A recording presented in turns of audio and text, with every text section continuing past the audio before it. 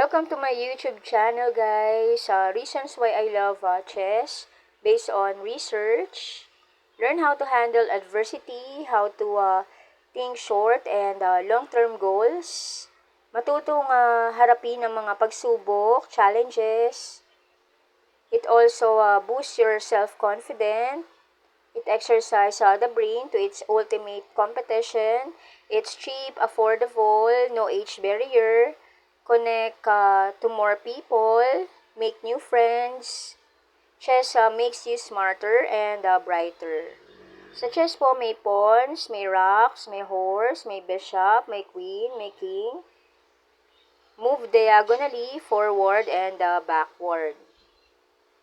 Another benefits, it improves cognitive skills, including concentration, pattern recognition, decision making, it's either success or failure, and geometrical thinking, problem solving, reasoning, and critical thinking.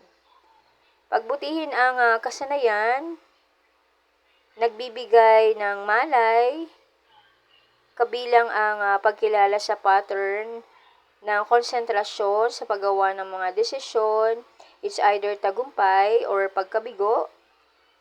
And then, the satisfaction of outsmarting opponent, the thrill of well-executed checkmate is what chess makes.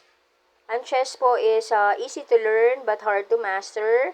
Ang chess po ay madaling matutunan, ngunit mahirap i-master. It's not the game of luck. Ang chess po ay hindi laro ng swerte. Thanks for watching this video.